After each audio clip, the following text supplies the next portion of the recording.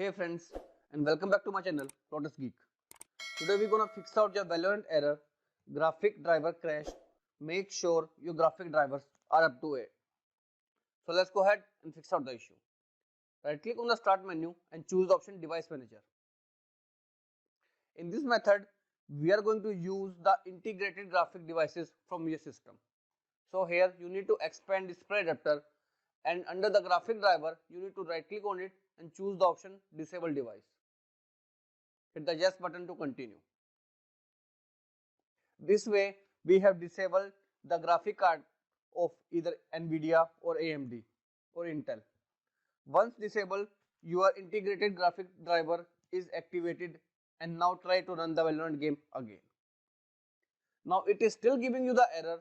The next step you need to do is to first of all right click on the driver and make it enable. Once enabled, find the name of your graphic card. For example, at my end, it is Intel HD Graphics 5500. So you need to open your web browser. Here in web browser, you need to open the official website of the driver like NVIDIA, AMD or Intel. I have Intel, so I'll choose or click over here under the graphic option to find the latest graphic drivers for my system. From here, in this left pane, choose Intel SD family because my driver is of the Intel. Then scroll down and choose the type of Windows you have, and here is the download link. Click on it to download the driver directly onto your system. Save it in your PC. Same way, I'll go ahead and cancel it. Same way, you can download AMD drivers also by scrolling down, choose graphic as an option, and then choose the generation of your graphic card, and then click on the submit button to get the download link of your driver. Choose the type of Windows, and here is the download link.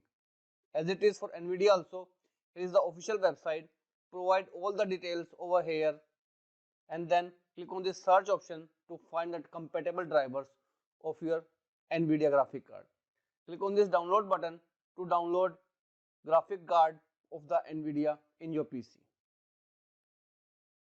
Once the graphic card is downloaded, simply go ahead and install just like you install any other game or any software in your system just by double clicking on it. After that, don't forget to restart your system.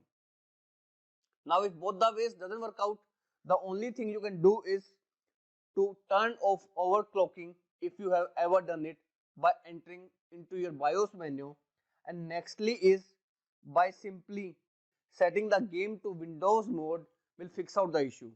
You can set the game to Windows mode by pressing the Alt plus Enter key when you get the loading screen of the game. So this is all about it, friends. If this video works out for you, I request you to please click on the subscribe button and don't forget to hit the bell icon to continue receiving more such updates from my channel. Thank you so much, friends. Thank you for watching.